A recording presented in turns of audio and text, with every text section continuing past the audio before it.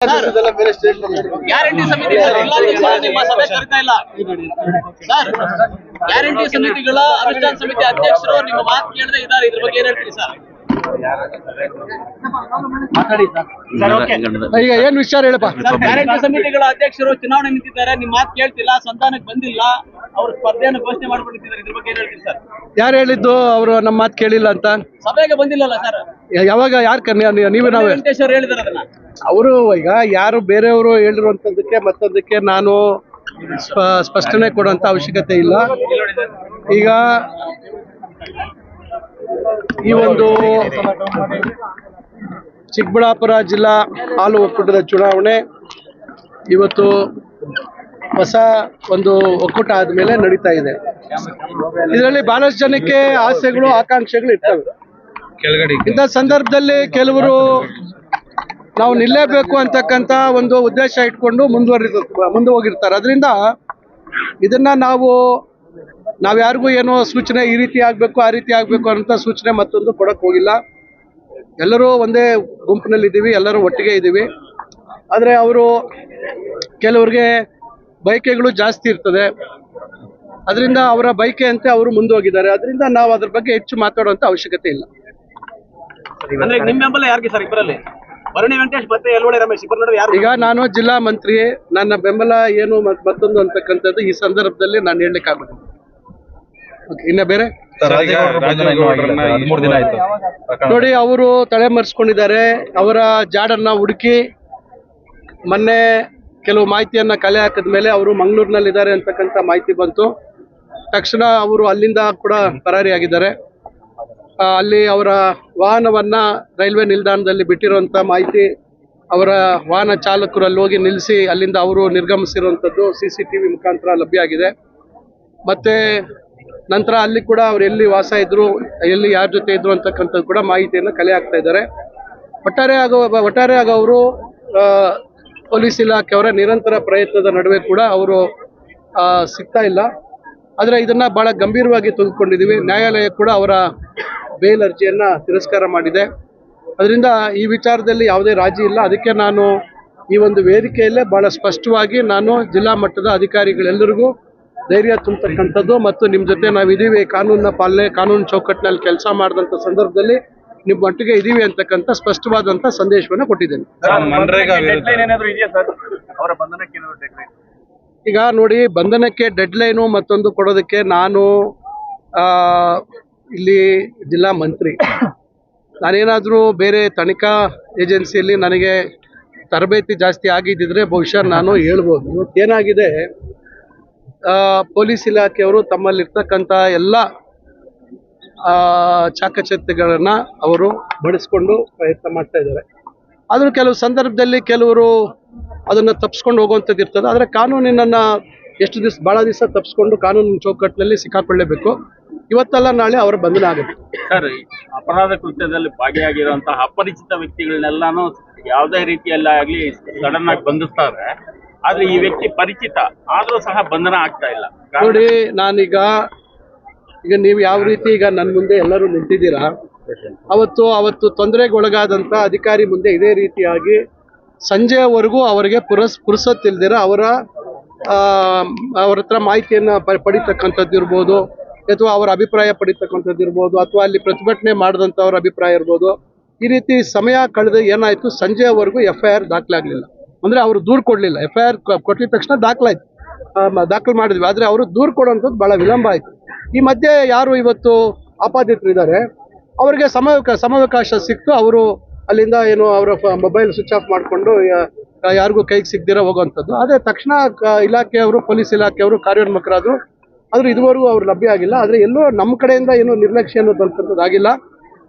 ಈ ಕೆಲವು ಕಾರಣಾಂತರಗಳಿಂದ ಅವರು ದೂರು ತಕ್ಷಣ ಕೊಟ್ಟಿದ್ರೆ ಬಹುಶಃ ಇದ್ರ ಮೇಲೆ ತಕ್ಷಣ ಅವ್ರನ್ನ ಬಂಧಿಸುವಂಥ ಕೆಲಸ ಆಗ್ತಿತ್ತೇನೋ ಅಂತಕ್ಕಂಥದ್ದು.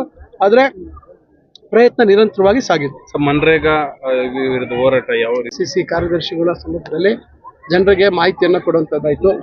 ಈಗ ನಾವು ಗ್ರಾಮಗಳ ಮತ್ತು ಗ್ರಾಮ ಪಂಚಾಯತಿ ಮಟ್ಟದಿಂದ ಅದನ್ನು ತಾಲೂಕು ಮಟ್ಟಕ್ಕೆ ಮತ್ತು ಜಿಲ್ಲಾ ಮಟ್ಟ ಮತ್ತು ರಾಜ್ಯ ಮಟ್ಟಕ್ಕೆ ತೆಗೆದುಕೊಂಡು ಹೋಗಬೇಕು ಅಂತಕ್ಕಂಥ ತೀರ್ಮಾನ ಆಗಿದೆ.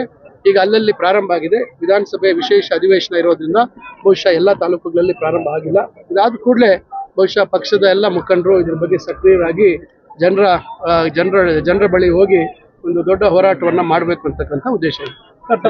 ಅತಿಥಿ ಉಪನ್ಯಾಸಕರ ಸಮಸ್ಯೆ ಇದೆ, ಅದಕ್ಕೆ ಸಿಹಿ ಸುದ್ದಿ ಕೊಡ್ತೀವಿ ಅಂತ ಹೇಳಿದ್ರೆ ಅದು ಎಲ್ಲಿವರೆಗೂ ಕೊಡ್ತೀವಿ. ಇನ್ನೊಂದು ಸ್ವಲ್ಪ ದಿವಸ ವೆಯ್ಟ್ ಮಾಡಿ. ಈಗ ಒಂದು ಅಂತಿಮ ಹಂತಕ್ಕೆ ಬಂದಿದೆ.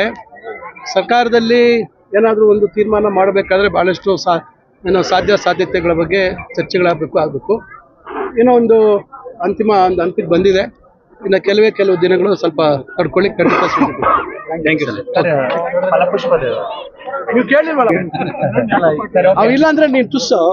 ರಿಪಬ್ಲಿಕ್ ಡೇ ನಾನು ಕ್ಯಾಮರಾಮನ್ 77ನೇಯ ಗಣರಾಜ್ಯೋತ್ಸವದ ಆಚರಣೆಯನ್ನ ಬಹಳ ವಿಜೃಂಭಣೆಯಿಂದ ಇವತ್ತು ನಮ್ಮ ಚಿಕ್ಕಬಳ್ಳಾಪುರ ಜಿಲ್ಲೆಯಲ್ಲಿ ಆಚರಿಸಲಾಯಿತು. ನೂತನ ಜಿಲ್ಲಾಧಿಕಾರಿಗಳು ಕೆಲವು ಮಾರ್ಪಾಡುಗಳು, ಕೆಲವು ಬದಲಾವಣೆಗಳನ್ನ ಮಾಡುವಂಥದ್ದು ಮಾಡಿದ್ರು. ಮುಂದೆ ಕೂಡ ಬಹಳಷ್ಟು ಉತ್ಸುಕರಾಗಿದ್ದಾರೆ, ಬಹಳಷ್ಟು ಬದಲಾವಣೆ ತರುವಂಥ ಒಂದು ಉತ್ಸಾಹದಲ್ಲಿದ್ದಾರೆ. ನಾವು ಸಹ ಈಗ ಇದುವರೆಗೂ ನಮ್ಮ ಸರ್ಕಾರ ಮತ್ತು ಜಿಲ್ಲೆಯಲ್ಲಿ ಆಗಿರ್ತಕ್ಕಂಥ ಹಲವಾರು ಅಭಿವೃದ್ಧಿ ಕಾರ್ಯಗಳ ಬಗ್ಗೆ ಒಂದು ಸಂಕ್ಷಿಪ್ತವಾಗಿ ಹೇಳುವಂಥ ಒಂದು ಪ್ರಯತ್ನ ಮಾಡಿದ್ದೀವಿ. ಒಟ್ಟಾರೆಯಾಗಿ ಇವತ್ತು ಈ ಗಣರಾಜ್ಯೋತ್ಸವ, ಸ್ವತಂತ್ರ ದಿನಾಚರಣೆ ಇವೆಲ್ಲ ನಾವು ಆಚರಣೆ ಮಾಡುವಂಥದ್ದು ಏನು ನಮ್ಮ ಈ ಒಂದು ಸ್ವತಂತ್ರ ಭಾರತದಲ್ಲಿ ಪ್ರಜಾಪ್ರಭುತ್ವದ ವ್ಯವಸ್ಥೆಯಲ್ಲಿ ನಮಗೆಲ್ರಿಗೂ ಒಂದು ಅಧಿಕಾರವನ್ನು ಕೊಟ್ಟಿರ್ತಕ್ಕಂಥ ಸಂದರ್ಭದಲ್ಲಿ ನಮ್ಮಿಂದ ಜನರಿಗೆ ಏನು ಕೊಡ್ಲಿಕ್ಕೆ ಸಾಧ್ಯ ಆಯಿತು, ಈ ಅಧಿಕಾರವನ್ನು ಬಳಸ್ಕೊಂಡಂತಕ್ಕಂಥದ್ದು ಬಹಳ ಮುಖ್ಯ. ಅದನ್ನು ನಾವು ಪ್ರತಿಯೊಂದು ಈ ಒಂದು ಕಾರ್ಯಕ್ರಮಗಳಲ್ಲಿ ಅದನ್ನು ಜನರಿಗೆ ಮುಟ್ಟಿಸುವಂಥದ್ದು ಮತ್ತು ಆ ಬದಲಾವಣೆ ಜನರಿಗೆ ಕಾಣೋ ರೀತಿಯಲ್ಲಿ ಮಾಡುವಂಥದ್ದನ್ನು ಮಾಡ್ತಾ ಇದ್ದೀವಿ. ಇವತ್ತು ಸ್ವತಂತ್ರ ಗಣರಾಜ್ಯೋತ್ಸವದ ಅಂಗವಾಗಿ ಫಲಪುಷ್ಪ ಪ್ರದರ್ಶನವನ್ನು ನಾವು ಮಾಡ್ಕೊಂಡು ಬಂದಿದ್ದೇವೆ.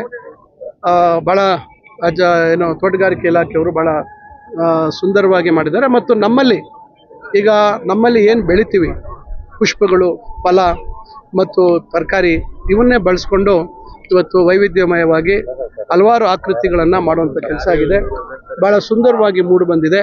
ನಾನು ಚಿಕ್ಕಬಳ್ಳಾಪುರ ಜಿಲ್ಲೆ ಜನತೆಯಲ್ಲಿ, ವಿಶೇಷವಾಗಿ ಚಿಕ್ಕಬಳ್ಳಾಪುರ ಮತ್ತು ವಿದ್ಯಾರ್ಥಿಗಳಿಗೆ ವಿನಂತಿಸಿಕೊಳ್ಳೋದು, ನೀವೆಲ್ಲರೂ ಬಂದು ಇದನ್ನು ಇವತ್ತು ನಾಳೆ ಈ ಪ್ರದರ್ಶನವನ್ನು ವೀಕ್ಷಿಸಿ ಏನು ನಮ್ಮ ಜಿಲ್ಲೆಯ ವೈಭವ ಅಂತಕ್ಕಂಥದ್ದು, ನಮ್ಮ ರೈತರ ಒಂದು ಶ್ರಮ ಏನಿದೆ, ನಮ್ಮ ರೈತರ ನಿರಂತರ ತುಡಿತ ಏನಿದೆ, ಒಂದು ಒಳ್ಳೆ ಗೌರವಯುತವಾದಂಥ ಬದುಕನ್ನು ಕಟ್ಕೋಬೇಕು ಅಂತಕ್ಕಂಥ ನಿಟ್ಟಿನಲ್ಲಿ ಕೃಷಿಯನ್ನು ಅವಲಂಬಿತವಾಗಿರ್ತಕ್ಕಂಥ ನಮ್ಮ ರೈತರ ಒಂದು ಫಲ ಏನು ಇಲ್ಲಿ ಬಂದಿದೆ ಅಂತಕ್ಕಂಥದ್ದನ್ನು ನೋಡಬೇಕು ಅಂತಕ್ಕಂಥ ಮನವಿಯನ್ನು ಮಾಡ್ತಿದ್ದಾರೆ. ಏನೇನು ಕಲಾಕೃತಿ ಮಾಡಿದ್ದಾರೆ? ಟೆಂಡರ್ ಕರೆದಿದ್ದೀವಿ ಅಂತ ಹೇಳಿದ್ದಾರೆ. ಆದರೆ ಅದರ ಮಾಹಿತಿ ಪೂರ್ಣ ಅದು ಏನಾಯ್ತು ಅಂತಕ್ಕಂಥದ್ದು ಮಾಹಿತಿ ಇಲ್ಲ. ಟೆಂಡರ್ ಕರೆದು ಮಾಡ್ತಾ ಇದ್ದೀವಿ ಅಂತಕ್ಕಂಥದ್ದು ಹಿಂದೆ ಇಲ್ಲಿ ನಮ್ಮ ಈ ಕೆರೆಯಲ್ಲಿ ಏನು ಶ್ರೀನಿವಾಸ ಸಾಗರ ಕೆರೆ ವಿಚಾರ ಬಂದಂಥ ಸಂದರ್ಭದಲ್ಲಿ ನಾನು ಮಾತಾಡಿದೆ. ಆ ಸಂದರ್ಭದಲ್ಲಿ ಹೇಳಿದ್ರು ನಾವು ಟೆಂಡರ್ ಪ್ರಕ್ರಿಯೆ ಮುಖಾಂತರ ಕೊಡ್ತಾ ಇದ್ದೀವಿ ಅಂತೇಳಿ. ಬಹುಶಃ ಅದು ಟೆಂಡರ್ ಪ್ರಕ್ರಿಯೆ ಪೂರ್ಣ ಆಗೋಕ್ಕೆ ಮುಂಚೆ ಏನಾದರೂ ಮಾಡಿದರೆ ಅದನ್ನು ಪರಿಶೀಲನೆ ಮಾಡ್ತಾ ಇದ್ದಾರೆ. ಅಧಿಕಾರಿಗಳೇ ಶಾಮೀಲಾಗಿದ್ದಾರೆ. ಈಗ ಅಧಿಕಾರಿಗಳು ಶಾಮೀಲಾಗಿದ್ದಾರೆ ಅಂತ ನೀವು ಹೇಳ್ತಾ ಇದ್ದೀರಾ, ಅದನ್ನು ನಾನು ಮಾಹಿತಿ ತಗೊಳ್ತೇನೆ. 5 ಲಕ್ಷಕ್ಕೆ ಟೆಂಡರ್ಗೆ ಹೋಗಿ ಬರೀ 55,000 ಮಾತ್ರ ಕೊಟ್ಟಿದ್ದಾರೆ. ಅಲ್ಲ, ಈಗ ಟೆಂಡರಲ್ಲಿ ನೀವು ಭಾಗವಹಿಸಬೇಕು. ಟೆಂಡರ್ಗೆ ಹೋಗಿಲ್ಲ ಸರ್. ಅಲ್ಲ, ಕೇಳಿ ಅದೇನಾಗಿದೆ ನೀವು ಹತ್ರ ಮಾಹಿತಿ ಇದ್ರೆ ಕೊಡಿ, ತನಿಖೆ ಮಾಡಿಸ್ಬೇಕು ಸರ್. ಚಿಂತೆ ಇದೆ, ಇತ್ತೀಚೆಗೆ ಚಿಂತೆಗಳು ನಾನು ಮೈಸೂರಿಗೆ ಹೋಗಿದ್ದೆ. ಅರ್ಪಿತ್ ಲೋಗೋ ಡೌನ್ ಮಾಡಿದ್ರು ಸರಿಯಾಗಿ ಇಟ್ಕೊಳ್ಳಿ ದಯವಿಟ್ಟು. ಇವತ್ತು ಪ್ರಾಣಿಗಳ ಸಂಖ್ಯೆ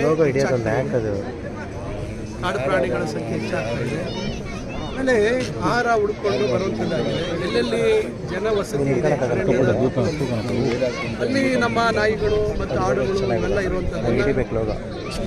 ಕೆಲವು ಸಂದರ್ಭದಲ್ಲಿ ಆಹಾರ ಹುಡ್ಕೊಂಡು ಬಂದಂಥ ಸಂದರ್ಭದಲ್ಲಿ ಅದ್ರ ಮೇಲೆ ದಾಳಿ ಮಾಡಿ ಅದನ್ನು ಅಪಹರಿಸ್ಕೊಂಡು ಹೋಗುವಂಥದ್ದು ಇವೆಲ್ಲ ಆಗಿದ್ದಾವೆ. ಆದರೂ ಅರಣ್ಯ ಇಲಾಖೆಯವರು ಇದನ್ನು, ಯಾಕಂದರೆ ಇಡೀ ಕಾಡಿಗೆ ನಾವು ಫೆನ್ಸಿಂಗ್ ಮಾಡೋಕ್ಕಾಗಲ್ಲ, ಫೆನ್ಸಿಂಗ್ ಮಾಡಿ ಬೌಂಡ್ರಿ ಮಾಡೋಕ್ಕಾಗಲ್ಲ, ಭಾಳಷ್ಟು.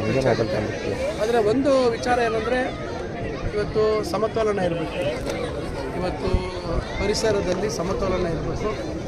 ಎಲ್ಲ ರೀತಿಯಾದಂಥ ಪ್ರಾಣಿ ಪಕ್ಷಿಗಳು ಎಲ್ಲ ಇದ್ದರೆ ಮಾತ್ರ ಮನುಷ್ಯ ಬದುಕಲಿಕ್ಕೆ ಸಾಧ್ಯ ಇದೆ.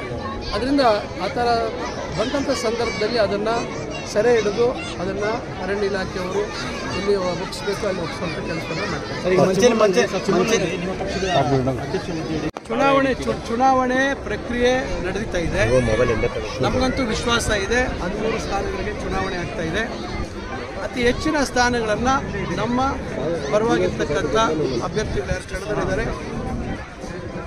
ನಾನು ಬೆಳಗ್ಗೆ ಸರಿಯಾದ ರೀತಿಯಲ್ಲಿ ಯೋಚನೆ ಮಾಡಲಿಲ್ಲ ಅದ್ರ ಬಗ್ಗೆ. ನಾನು ಸ್ವಲ್ಪ ಅಂಜನ ಆಗ್ಬಿಟ್ಟು ಚೆಕ್ ನೋಡಿ ಈಗ ಚುನಾವಣೆ ಅಂತಕ್ಕಂಥದ್ದು, ನಾನು 2 ಬಾರಿ ಚುನಾವಣೆ ಸೋತಿದ್ದೆ. ಎಲ್ಲರೂ ಆತ್ಮವಿಶ್ವಾಸದಿಂದನೇ ಚುನಾವಣೆಯನ್ನು ಎದುರಿಸ್ತೀವಿ. ಅಂತಿಮವಾಗಿ ಮತದಾರರು ಮತ ಚಲಾಯಿಸದಿದ್ದ ಪಕ್ಷದಲ್ಲಿ ಅದನ್ನು ನಾವು ಒಂದು ಅಂದಾಜು ನಮಗೆ ವಿಶ್ವಾಸವನ್ನು ವ್ಯಕ್ತಪಡಿಸ್ಬೋದೇ ವಿನ ನಿಖರವಾಗಿ ಯಾರೂ ಏನು ಹೇಳಲಿಕ್ಕಾಗಲ್ಲ. ನಮಗಂತೂ ಆತ್ಮವಿಶ್ವಾಸದಿಂದ ಹೇಳ್ತಾ ಇದ್ದೀವಿ, ನಾವು ಆಡಳಿತವನ್ನು ಮಾಡ್ತೇವೆ. ಒಳ್ಳೆ ಅಭಿವೃದ್ಧಿಯನ್ನು ಈ ರೈತರಿಗೆ, ಹೈನೋದ್ಯಮಕ್ಕೆ ಒಳ್ಳೆ ಪ್ರೋತ್ಸಾಹ ಕೊಡುವಂಥ ರೀತಿಯಲ್ಲಿ ರೈತರ ಒಂದು ಕಷ್ಟಕ್ಕೆ ನಾವು ನೆರವಾಗ್ತೀವಿ ಮತ್ತು ಒಳ್ಳೆ ಭದ್ರವಾದಂಥ ಅಡಿಪಾಯ ಚೀಮೂಲಿಗೆ ಹಾಕ್ಕೊಡ್ತೀವಿ ಅಂತಕ್ಕಂಥ ವಿಶ್ವಾಸ. ಜಿಲ್ಲಾಧಿಕಾರಿಗಳಿಗೆ ಹೇಳ್ತೀನಿ, ತಕ್ಷಣ ಯಾರು ಆ ರೀತಿಯಾಗಿ ಬೇಜವಾಬ್ದಾರಿಯಾಗಿ ರಾಷ್ಟ್ರಧ್ವಜಕ್ಕೆ ಅವಮಾನ ಮಾಡಿದರೆ ಖಂಡಿತ ಅವ್ರ ಮೇಲೆ ಕ್ರಮ ಮಾಡಬೇಕು. ಸರ್, ಯಾವುದೇ ಚುನಾವಣೆಗಳಲ್ಲಿ ಹಣದ ಅಂಶ ಮತ್ತು ಬೇರೆ ರೀತಿಯ ಅಂಶಗಳು ಹೆಚ್ಚಾಗ್ತಾ ಇದೆ. ಇದು ಪ್ರಜಾಪ್ರಭುತ್ವಕ್ಕೆ ಈಗ ಅದನ್ನು ನಾವು ಭಾಳ ನಾವು ನೀವು ಮಾತಾಡಿದ್ರೆ ಪ್ರಯೋಜನ ಇದೆ. ಮತದಾರರಲ್ಲಿ ಜಾಗೃತಿ ಬರಬೇಕು. ಮತದಾರರನ್ನೇ ತೀರ್ಮಾನ ಮಾಡಬೇಕು. ನಾವು ನೀವು ಮಾತಾಡಿದ್ರೆ ಪ್ರಯೋಜನ. Thank you sir. 100 ದಿನಗಳ ಒಂದು ಕೆಲಸ ಸಿಗಬೇಕು ಅಂತಕ್ಕಂಥ ಕಾಯ್ದೆಯನ್ನ ಅವತ್ತು ರಾಷ್ಟ್ರೀಯ ಉದ್ಯೋಗ ಖಾತ್ರಿ ಯೋಜನೆ, ನಂತರ Mahatma Gandhi national rural employment guarantee act ಅಂತಕ್ಕಂಥದ್ದನ್ನ ತಂದು ಹಂತವಾಗಿ 5 ವರ್ಷಗಳಲ್ಲಿ ದೇಶದ ಎಲ್ಲ ಗ್ರಾಮ ಪಂಚಾಯಿತಿಗಳಿಗೆ ಅದನ್ನ ವಿಸ್ತರಣೆ ಮಾಡಿರ್ತಕ್ಕಂಥದ್ದನ್ನ ನೀವು ನಮಗೂ ಗೊತ್ತಿರ್ತಕ್ಕಂಥ ವಿಚಾರ. ಇವತ್ತು ಗಾಂಧೀಜಿಯವರು ಕಂಡಂತ ಕನಸು ಗ್ರಾಮ ಸ್ವರಾಜ್ಯ, ಗ್ರಾಮಗಳಿಂದ ಅಭಿವೃದ್ಧಿ ಆಗಬೇಕು, ಗ್ರಾಮಗಳಿಂದ ಅಭಿವೃದ್ಧಿಯ ಪಥ ಅಥವಾ ಪಯಣ ಪ್ರಾರಂಭ ಆಗಬೇಕು ಅಂತಕ್ಕಂಥ ಒಂದು ಕನಸೇನಿತ್ತು, ಅದರ ಭಾಗವಾಗಿ ಗಾಂಧೀಜಿಯವರ ಹೆಸರನ್ನು ಅದಕ್ಕಿಟ್ಟು ಇವತ್ತು ಕೋಟ್ಯಾಂತರ ರೂಗಳ ಆಸ್ತಿ ಸೃಜನೆ ಆಗಿರ್ತಕ್ಕಂಥದ್ದನ್ನ ನೀವು ಗಮನಿಸಬೇಕು. ಸುಮಾರು 12 ಕೋಟಿಗಿಂತ ಹೆಚ್ಚು ಜನ ಇವತ್ತು ಈ ಒಂದು ಉದ್ಯೋಗ ಖಾತ್ರಿ ಯೋಜನೆಯಲ್ಲಿ ಫಲಾನುಭವಿಗಳಾಗಿರ್ತಕ್ಕಂಥದ್ದು, ಜಾಬ್ ಕಾರ್ಡ್ ಅನ್ನ ಪಡೆದಿರ್ತಕ್ಕಂಥದ್ದು. ಇದು ಇವತ್ತು ಏನಾಗಿದೆ, ಇದರಲ್ಲಿ 53% ಮಹಿಳೆಯರೇ ಇದರ ಉಪಯೋಗವನ್ನ ಪಡಿತಿದ್ರು. ಆದ್ರೆ ಹಂತವಾಗಿ 10 ವರ್ಷಗಳಲ್ಲಿ ಇದನ್ನ ಮುಕ್ತಾಯ ಮಾಡಬೇಕು, ಇದಕ್ಕೆ ತಿಲಾಂಜಲಿ ಹಾಡಬೇಕು ಅಂತಕ್ಕಂಥ ನಿಟ್ಟಿನಲ್ಲಿ ಕೇಂದ್ರದಲ್ಲಿ ಇರ್ತಕ್ಕಂಥ ಇವತ್ತಿನ ಸರ್ಕಾರ ತೆಗೆದುಕೊಂಡಿರ್ತಕ್ಕಂಥ ತೀರ್ಮಾನ ನಿಜವಾಗ್ಲೂ ಬಹಳ ಒಂದು ನೋವಿನ ವಿಚಾರ. ಈಗಾಗಲೇ ನಮ್ಮ ರಾಜ್ಯ ಸರ್ಕಾರ ಬಹಳ ದೊಡ್ಡ ಮಟ್ಟದಲ್ಲಿ ಅದಕ್ಕೆ ವಿರೋಧವನ್ನ ವ್ಯಕ್ತಪಡಿಸ್ತಾ ಇದೆ. ಏನು ಕೇಂದ್ರ 90% ಅನುದಾನ ಕೊಡ್ತಾ ಇತ್ತು, ರಾಜ್ಯಗಳು 10% ಕೊಡ್ತಾ ಇತ್ತು. ಆದ್ರೆ ಏಕಾಏಕಿ ಇವತ್ತು ಏನು ಒಕ್ಕೂಟದ ವ್ಯವಸ್ಥೆ, ಕೋಆಪರೇಟಿವ್ ಫೆಡರಲಿಸಂ ಅಂತಕ್ಕಂಥ ಒಂದು ಮಾತನ್ನು ನಾವು ಮಾತಾಡ್ತೇವೆ. ಇವತ್ತು ಭಾಷಾ ವಾರು ಇವತ್ತು ರಾಜ್ಯಗಳಾಗಿರ್ತಕ್ಕಂಥ ಸಂದರ್ಭದಲ್ಲಿ ರಾಜ್ಯಗಳನ್ನ ವಿಶ್ವಾಸಕ್ಕೆ ತಗೊಂಡು ಯಾವುದೇ ಒಂದು ಕಾರ್ಯಕ್ರಮ ರೂಪಿಸ್ತಕ್ಕಂಥದ್ದು ಕೇಂದ್ರ ಸರ್ಕಾರದ ಜವಾಬ್ದಾರಿ. ಏಕಾಏಕಿ ಏನು 10% ರಾಜ್ಯದ ಭಾಗ ಇತ್ತು, ಪಾಲಿತ್ತು, ಇವತ್ತು ಏಕಾಏಕಿ 60% ರಾಜ್ಯಗಳು ಕೊಡಬೇಕು, 40% ರಾಜ್ಯಗಳು ಕೊಡಬೇಕು, 60% ಕೇಂದ್ರ ಕೊಡ್ತದೆ ಅಂತಕ್ಕಂಥ ತೀರ್ಮಾನ ಏಕಪಕ್ಷೀಯವಾಗಿ ತೆಗೆದುಕೊಂಡಿರ್ತಕ್ಕಂಥದ್ದು ನಾವೆಲ್ಲ ಇವತ್ತು ಖಂಡಿಸ್ತಕ್ಕಂಥ ವಿಚಾರ. ಇದರ ಜೊತೆಯಲ್ಲಿ ಮಹಾತ್ಮ ಗಾಂಧಿ ಅವರ ಕೊಡುಗೆ ಇವತ್ತು ಈ ದೇಶಕ್ಕೆ ಎಷ್ಟಿದೆ ಅಂತಕ್ಕಂಥದ್ದು. ಮಹಾತ್ಮ ಗಾಂಧಿ ಅವರಿಗೆ ಗುಂಡು ಬಿದ್ದಂತ ಸಂದರ್ಭದಲ್ಲಿ ಅವರು ಒಂದು ಉಸಿರು ಬಿಡ್ತಕ್ಕಂಥ ಸಂದರ್ಭದಲ್ಲಿ ಅವರು ಹೇಳೋದು ಹೇ ರಾಮ್ ಅಂತಕ್ಕಂಥದ್ದು. ನಾವೆಲ್ಲರೂ ಓದಿರ್ತಕ್ಕಂಥ ವಿಚಾರ ಪುಸ್ತಕಗಳಲ್ಲಿ ಹೇ ರಾಮ್ ಅಂತಕ್ಕಂಥ ಮಾತನ್ನು ಹೇಳ್ತಾರೆ. ಇವತ್ತು ಜನರನ್ನ ತಪ್ಪು ದಾರಿಗೆ ಎಳಿತಕ್ಕಂಥ ರೀತಿಯಲ್ಲಿ ಇವತ್ತು ವಿಬಿ ಏನು Viksit Bharat, guarantee for Rozgar, Ajeevika mission Gramin ಅಂತಕ್ಕಂಥ ಒಂದು ಹೊಸ ಪದಗಳನ್ನ ಬಳಸಿ ಅದರಲ್ಲಿ ರಾಮ್ ಅಂತಕ್ಕಂಥ ಒಂದು ಅಕ್ಷರಗಳು ಬರುವಂತ ರೀತಿಯಲ್ಲಿ ಮಾಡಿ ಇವತ್ತು ನಾವು ಗಾಂಧೀಜಿಯವರನ್ನ ಹೆಸರನ್ನ ತೆಗೆದು ರಾಮನ ಹೆಸರು ತಂದಿದ್ದೀವಿ ಅಂತಕ್ಕಂಥ ರೀತಿಯಲ್ಲಿ ಇವತ್ತು ಜನರನ್ನ ತಪ್ಪುದಾರಿಗೆ ಎಳಿತಕ್ಕಂಥ ಕೆಲಸವನ್ನ ಆಗ್ತಾ ಇದೆ. ಇದನ್ನ ಒಂದು ಗಣರಾಜ್ಯೋತ್ಸವದ ದಿನ ಇವತ್ತು ಏನು ಒಕ್ಕೂಟದ ವ್ಯವಸ್ಥೆ, ಸಂವಿಧಾನಬದ್ಧವಾಗಿರ್ತಕ್ಕಂಥ ಹಕ್ಕು, ಇದನ್ನ ಕೀಳ್ಕೊಳ್ತಕ್ಕಂಥ ಪ್ರಯತ್ನ ಇವತ್ತು ಕೇಂದ್ರ ಸರ್ಕಾರ ಮಾಡ್ತಾ ಇರ್ತಕ್ಕಂಥದ್ದು. ಇವತ್ತು ನಾನು ಬಹಳಷ್ಟು ವಿವರವಾಗಿ ಅದ್ರ ಬಗ್ಗೆ ಹೇಳೋದಕ್ಕೆ ಸಮಯ ಇಲ್ಲ. ಇವತ್ತು ಇದು ಮಾರಕವಾಗಿದೆ. ಆ ಗ್ರಾಮಗಳಲ್ಲಿ ಇರ್ತಕ್ಕಂಥ ಗ್ರಾಮ ಪಂಚಾಯತಿಯಲ್ಲಿ